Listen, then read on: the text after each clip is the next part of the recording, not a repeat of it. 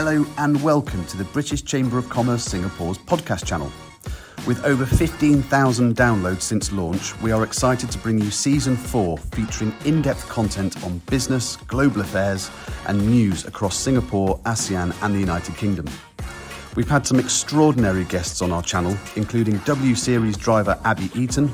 I've got thoughts of the future now. I'd love to try and kind of mentor some of the younger drivers, Renowned UK international education champion, Professor Sir Steve Smith.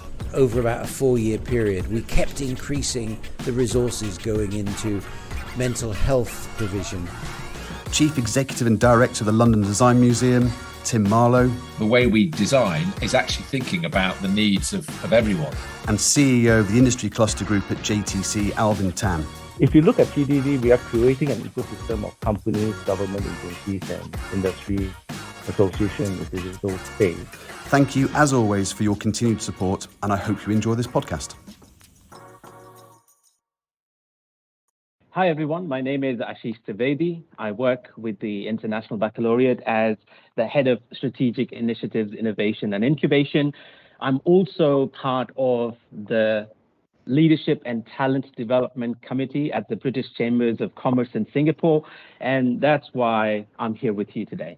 Workplace culture and leadership are two things that have a massive impact on any organization. Imagine walking into a room and immediately feeling the energy, positive vibes, and a sense of purpose. That's workplace culture. Now take that vibe and multiply with a leader who gets it, who understands not just the what, but the why and the how. That's where leadership comes in. It's the guiding force that turns that daily grind into a harmonious flow. In this episode, we're going to explore how these elements can influence employee happiness and ultimately determine the success of a business. So get ready, we've got a real treat for you. I'm thrilled to introduce a woman who is not just breaking barriers, but shattering ceilings. Meet Liz Bradford, a true dynamo in the world of leadership and workplace culture. With 2 decades of hands-on experience, Liz is a globetrotter, having worked across 3 continents with big names like HSBC, Bank of America, Merrill Lynch, and Swift. Right now, she's the managing director of Wholesale Banking at HSBC Asia. But that's not all. She's also the CEO of Transform Perform, a platform that's all about nurturing a better work environment. Imagine managing teams with thousands of people spread across 14 countries. Liz's expertise goes from product management straight up to the C-suite, and she's overseen budgets that most of us can only dream of. But what gets her out of bed in the morning? It's her passion for creating healthy, inclusive workplace cultures. She's led employee groups with 48,000 members from 60 markets worldwide and has been a mastermind behind coaching programs that have reached over 12,000 employees globally. If you are a woman looking to rise through the ranks, she's got your back too. She's specially designed talent development programs for women across multiple markets. With Liz, it's not just talk, she walks the walk. She's an ICF accredited coach, a certified personal trainer, and a well-being expert. From inclusion and female leadership to stress management and busting burnout, she's got insights that could transform your work life. So sit back and get ready to be inspired. We're about to dive deep with Liz Bradford on how to make workplaces not just functional, but phenomenal. Let's get into it. Liz, it's really awesome to have you with us today. Thank you so much for joining us. Thank you so much for having me, Ashish. And it's lucky this is just a podcast. Otherwise, everyone would see me blushing after that intro. Maybe you could come and start all of my weeks and just get me up on a massive high. I have lots of questions for you, Liz. But the first question I'm really tempted to ask you is, where do you get the time to do everything that I said about you? I am a very firm believer in managing your energy, not your time.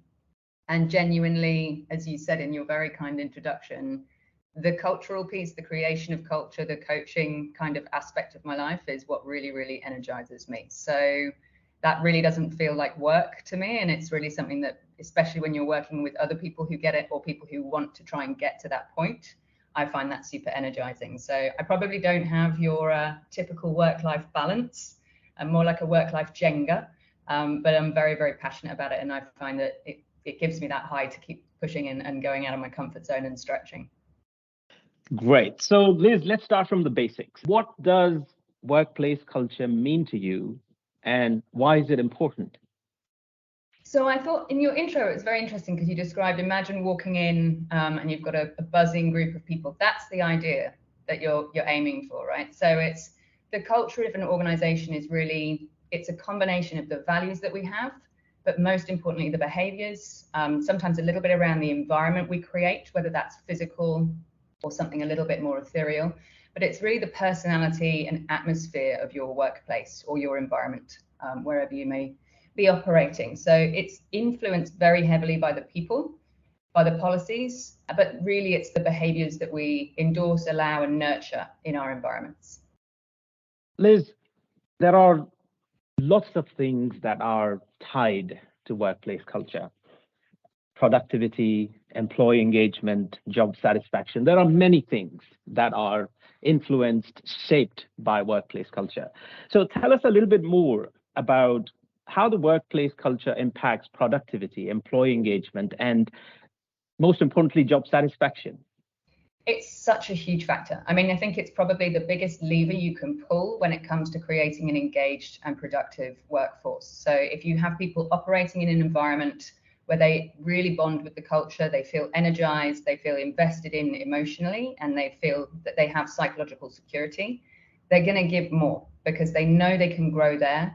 They know other people have got their back, and they know that there's opportunity. So it's huge on an engagement and therefore productivity perspective.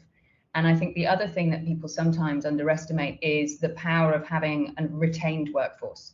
So the actual cost to businesses when you've got high attrition, re-recruitment, everything else, and especially when you've got turnover in your leadership ranks, it has a hugely detrimental impact to your business because most of us are focused on customers. Whatever you do, if there's no customer, there's no business. And if we're focused on internal concerns and politics and how things are going internally, as opposed to nurturing that, we're not as focused on the end outcome for our customers. So it's massively important around productivity, profitability. It's probably the most important thing you can invest in, creating a culture in which people can thrive. The idea of positive workplace is very appealing from the sound of it, Liz. But is it really possible to create such a thing? You know, what are some of the companies that come to mind that have successfully built strong workplace culture? It's a great question. I mean, we often hear of ones that haven't, and a lot of them more recently in the press, maybe some of the tech firms, a little bit less so, but actually even within the tech industry, there are some fantastic examples. So Microsoft regularly tops the number one spot in best places to work. And a lot of that is around the growth mindset that their leadership have created. So really thinking about how do we treat mistakes, not so much as something that should be hidden or concerned about, but more a learning development opportunity. And they're very, very public about that, and they publicly reward that amongst the firm. Another one is Adobe. And again, very much around things like the psychological security of being able to fail, learn, adapt, and grow on that, and really creating that as part of their core values. And then there are other ones. So I'm from Australia. For the last sort of decade or so, there's a fantastic firm there called Culture Amp, and they focus on this, but they really walk the walk of what they have as a product, which is around sense checking, culture, and pulse checking, everything else. So, but you look at the community that they've built internally, and it really is a phenomenal achievement. And it's genuinely authentic around how they look after their people. Liz, you mentioned psychological safety and learning from failures a couple of times. And I'm tempted to get into a bit of leadership, because without leadership, it seems like it's a very hard thing to achieve. So let's talk a little bit about the role of leaders and the way they lead in all of this. To what extent leaders are responsible for shaping the workplace culture? I think it's the number one responsibility that authentic, genuine leaders have in their firms. So it really starts with role modeling. It's one thing to say these are our values. Lots of, well, all firms now I think have them. You can paint them up on the wall. You can do whatever you like with the phrase. But if you're not living those and your behaviors aren't aligned with that, that discord means that people won't necessarily trust. So they will always watch leaders to see how they should behave. And leaders have an enormous impact. So you can either cast a massive light or a massive shadow with your behaviors. And it's a little bit like, as I understand, because I don't have them, but with children, it's the whole do as I say, not as I do, but actually people do as you do. So they see what it takes to become successful in the firm and they follow that example. So if you're not role modeling a really great culture and the humility to admit your mistakes, open up to them and learn from them and grow from them, then you can't expect your people to be doing that either. I connect with your thing about children. I have two, and I am totally with you on that. You said role modeling, you said building trust. Doesn't sound like, again, easy things to achieve. So what are some of the tips and strategies you would give to leaders for cultivating a positive workplace culture? So I think there's some very sort of framework-driven things that you can do around creating what success looks like, making sure that that is achievable, being very consistent in the way in which you treat your people. And a lot of it then is really about the behaviors. So it's ensuring that you don't play favorites in the team, ensuring that everyone has an opportunity and gets recognized for their contribution. And that's a big part of inclusion. So obviously many firms have done a great deal in terms of building diversity, and that's really a metric. But actually, if you don't create an environment in which everyone can contribute in their own way, you don't necessarily have cognitive diversity, and it's not really inclusive. So making sure that you're giving everyone airtime, you're taking different factors into consideration. Maybe that's flexibility, maybe that's language, maybe that's just different cultural backgrounds and how people may perceive certain objectives of your firm. So making sure that's all factored in and setting people up for success. Really, it all comes down to that. And it's quite tough at the moment. Obviously, the macro environment is not looking great. So a lot of people are under pressure, and it does become harder for leaders, if we think about it empathetically, to sort of always keep that at the forefront. But once we slip on that, if we're not consistent, people don't know what to trust and what to follow. Wow. So Liz, it sounds like this workplace culture is a little bit like a cosmos of individual personalities, each shaped by a multitude of beliefs, values, goals, motivations, actions, and reactions. I'm trying to imagine what it would look like to lead an entire organization towards collectively building a positive workplace culture. What are some of the common challenges that leaders face, and how should they deal with these challenges? That is such a great question, because you're right, it is a total cosmos, but also we're all human at the end of the day. And I think recognizing that humanity and the things that we have in common is a super important starting point. People are under a lot of pressure, as I just said. So as leaders, I think acknowledging that and making sure that people can see their humanity as well, and that sometimes it's okay to struggle and not fall back into those shadow behaviors or ask for help is absolutely fundamental. And I think that making sure that we've got the right systems and frameworks in place from a policy perspective, from a progression perspective, how we're bringing people up through our companies, our firms, everything else is super critical as well. So making sure that we've got very diverse pipelines, that that cognitive diversity that I talked about is being nurtured and reflected and recognized as well. Thank you, Liz. These are some really good insights about leaders and their role in building a positive workplace culture. You talked about humanity and being a human, and COVID-19 and the last several years, it has had an impact on that aspect a little bit, because the in-person work has, we're more and more moving towards remote working, and there's more digitalization. So in the last couple of years, we've seen a noticeable shift in how we work. More and more companies have remote and flexible working arrangements. There's also heavy dependence on technology to manage things. So in all of this, what sort of impact of remote working and digitalization have you seen on workplace culture? I've never seen anything in the 20 years I've been working. I've never seen anything quite so transformative. And it has pluses and minuses. The pluses are obviously much more flexibility. We can be more inclusive. We can encourage more remote work. The minuses, we have to change the way in which we train our people managers. We have to change the way in which we lead to really put care and empathy as almost the number one human skill that people are being taught. And we need to shift our cultural expectations. So many markets that I operate in historically have been very used to a kind of command and control hierarchical structure. And that just didn't work during the pandemic. So everyone was working from home. You couldn't physically see people. It was no longer about FaceTime. And we did see a lot of productivity, but then we also saw a lot of, work hours leaking into personal time. And now we've gone back to the office in many instances, and that hasn't changed. So people are not switching off now when they're going home. So I think it saddens me a little when I see this kind of diktat of everyone must come back to the office. I think we should absolutely create spaces that people want to come back to and give them a reason to do that. So when they are in the office, I quite often go into companies and see everyone just sat on Zoom. Honestly, you may as well be at home and not doing the commute. But creating those sort of events, environments, reasons for people to engage is absolutely fundamental, because we are wired for connectivity.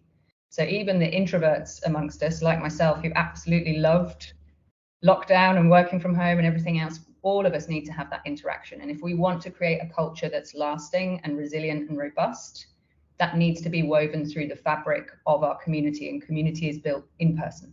So I absolutely agree that we need to create those sort of opportunities for people to come together, but I don't feel like it should be mandatory, and I don't feel like it should be 5 days a week or 6 days a week or whatever it may be, depending on where you work.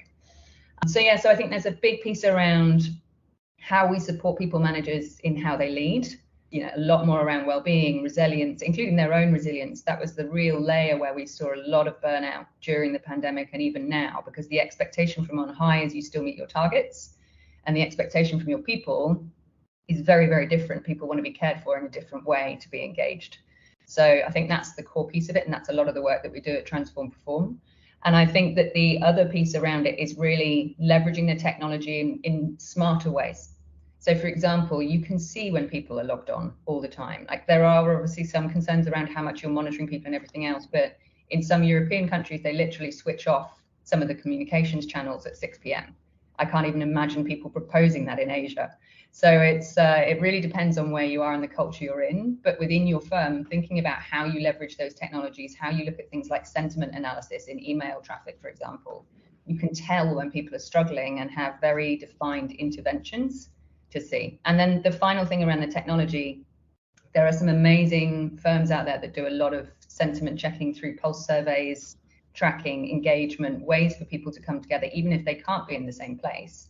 So whether that's, well-being challenges through something like Kaido, or the cultural amp platform that I mentioned before. So how you build community, even though people are in different locations, we've got huge opportunity there as well. Fantastic. Liz, you mentioned something that resonated a lot with me, because we are in a similar situation as an organization, and creating that desire for employees to come back rather than mandating 2 days or 3 days or 4 days work from office. Tell me a little bit more about that. How can leaders make that happen?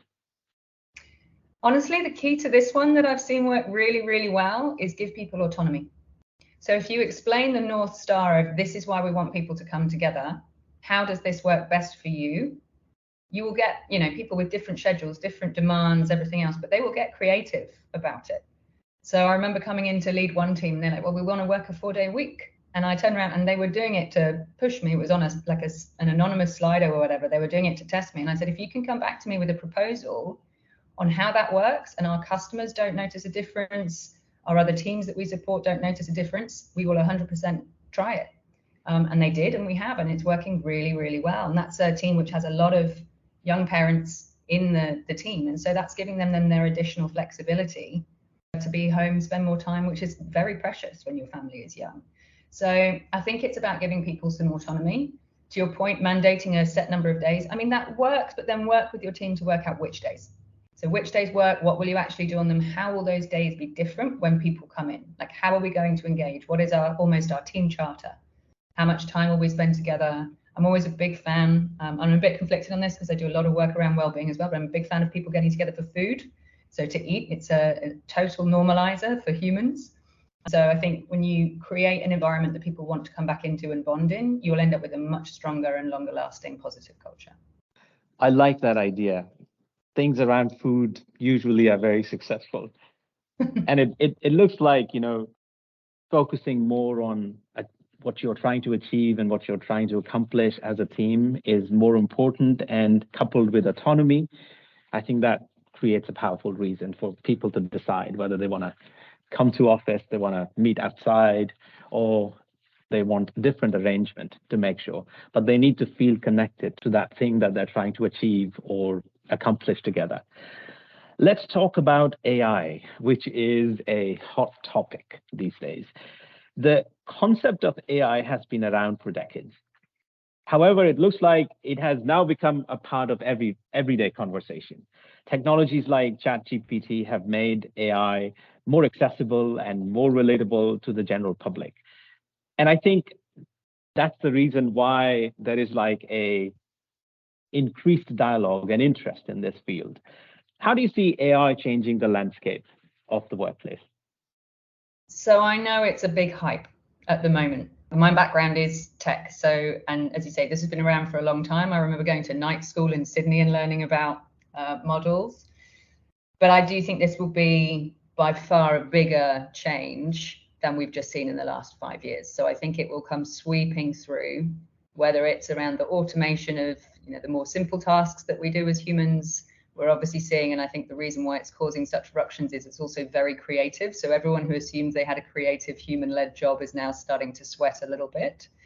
I think it will sweep through, and I think we have a huge responsibility to build an environment in which people can benefit from it in an equal way. People can learn new skills, new tools, and be at the forefront of it, rather than get swept away by that change and suddenly not have a profession, not know what to do with their time, everything else. So people need purpose.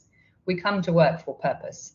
Yes, we come to work, obviously, for financial security and stability, but that never really is it's never enough if you want an engaged culture. So if we give people purpose and they can see where you're going, and we know that's evolving, but if they can see where you're going, that you're investing in upskilling, that you're giving them opportunities in the future. We may not know what the future jobs look like, but we know what some of those skills are going to be. So whether you're training for adaptability, resilience, communication skills, how we actually engage with the technology itself, how we teach it.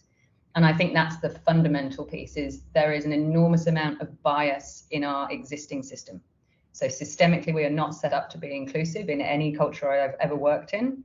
And we are at risk, if we don't address that at this point, then we are at risk of amplifying that very, very quickly. And so I think it's absolutely fundamental that everyone has a voice, and there is a great deal of cognitive diversity in how we're feeding the models, teaching the models, and then even the use cases that we're training them on, because this shouldn't be something that ends up creating a much bigger cultural divide, an inclusivity divide. It should be a tool that is level setting.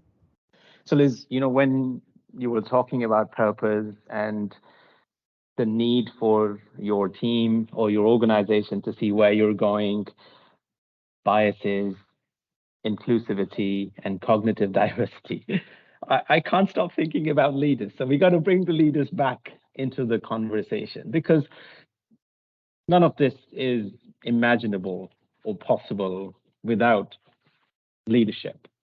So how can leaders leverage AI or the situation that we are in right now to enhance the workplace culture? Great question. So first of all, I think that they need to lead the change, and it goes back to what we discussed with role modeling. So they need to not pretend it's not coming, not hide it from people, and be very open and transparent about what they do know and then what they need to go and learn. And I think they should role model that. They also need to create the time and the capacity for their people to go and learn new skills. And that is typically, especially because we're seeing cost cutting across a variety of different industries, that is quite challenging. And then I think they need to use the tooling to take away some of the work that really isn't value adding that much, And you doing that, you can then create the capacity for people to upskill and learn new skills, learn new career paths even, and actually take advantage of that. And we're seeing in things like education, for example, within organizations, we're seeing a great deal of AI-led tailored learning capability sort of paths being developed and everything else. So we're absolutely leveraging it already, but I do think there's a significant opportunity for that to go further. Liz, with AI, a whole lot of issues come into the mix. Privacy, security, issues around fairness, inclusivity, and diversity, which you've mentioned. How can companies ensure a healthy balance between the introduction of AI and all these very vital aspects of a strong workplace culture? So it has to start with ethics, and it has to start with your values and your culture. So you need to think about the culture that you want to create, ensure that the ways in which you're planning on using this tooling is aligned with your values, and you need to decide and design policies and procedures and frameworks that will reinforce that. Because to the point of the amplification, when we start to move work over, many of the tools that I've worked with so far, they learn like a child, like they learn like a human being. So we need to make sure that we are building these capabilities in a very ethical way so that they're driving the right outcomes for our people, for our customers, for the wider society. And so I think there needs to be a degree of caution around that. And certainly there's a great deal of upskilling and expertise needed in that space. And perhaps that's one of the areas in which we really should be focusing people is the ethics, and actually thinking about how do we train for that? How do we consider some of these debates and have them in a very public forum? Those who do not adopt or adapt do not survive.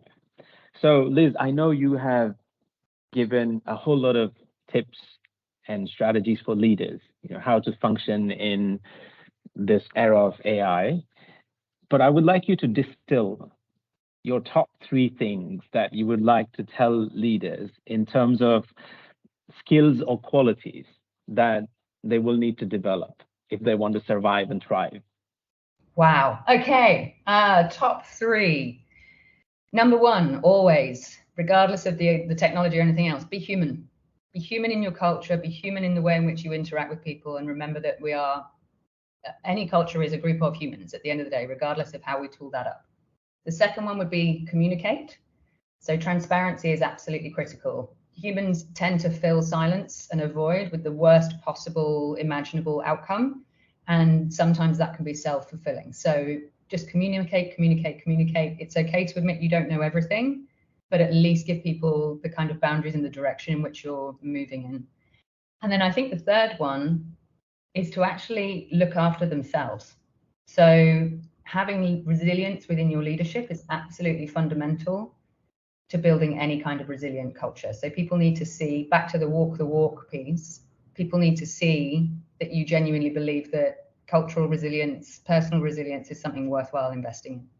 That wasn't very concise, sorry. I didn't distill very No, I like concise things, when you just tell them top 3 things and they stick somehow.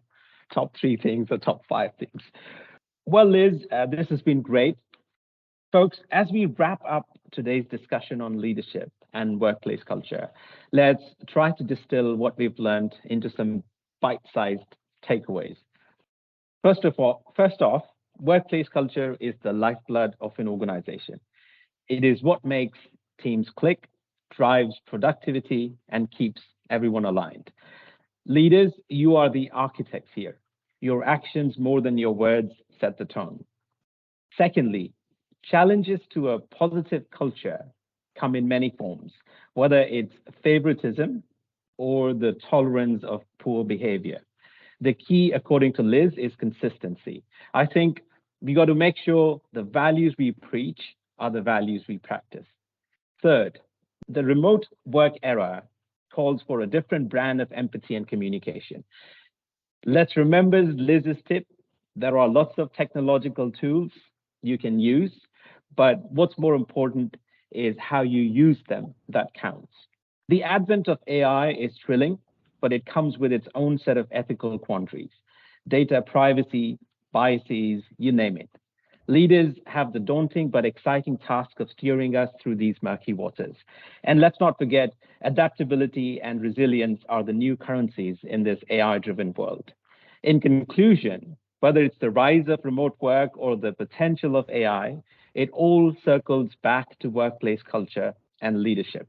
Get these right, and you're not just surviving, you're thriving. Thanks for tuning in, and until next time, let's keep the conversation going. Did I miss anything, Liz? I could not have said it better myself, Ashish. No, you have wrapped that up beautifully. Thank you very much. Liz, really nice talking to you.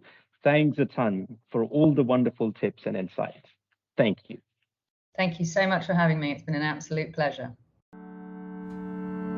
Thank you for tuning into this episode of the British Chamber of Commerce Singapore's podcast channel.